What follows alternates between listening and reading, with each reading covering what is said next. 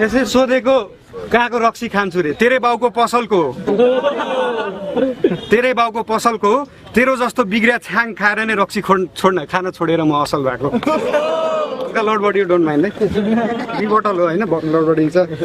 अनि के कुरा गर्दै थियो अझै भाइ तेरो उमेरमा म पनि अङ्ग्रेजी rap हान्दै हिँड्थेँ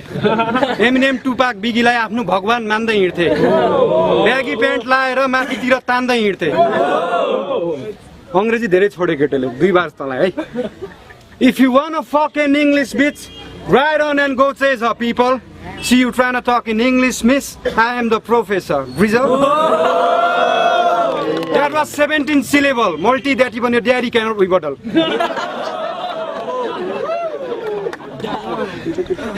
I'm the sickest in Nepal अलिखेर सबैले बुझ्ने छ स्वच्छ छवि पहिला थियो अहिले छैन है स्वच्छ छवि भएको कवि म लेखक यम बुद्धको कपी पल्टाएर ह्यान्ड राइटिङ मेरो हुनेछ है मेरो गीतको कुरा नगर हैन त गीत भनेको कर्णप्रिय हुनुपर्छ म्युजिक त तेरो जिङ्गल नै हुन्छ र्यापर भनेको बालेन जस्तो भव्य हुनुपर्छ लिटल त ग्रिजल नै हुन्छ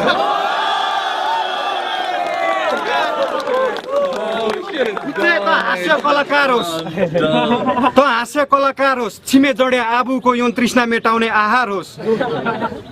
मेरो सामु उभिने कमसेकम तेरो सपना चाहिँ साकार भयो अन्डरडग्समा एउटा मात्र हिरा मेरो भाइ युनिक पोएट त सबैले फ्याँकेको खकार होस्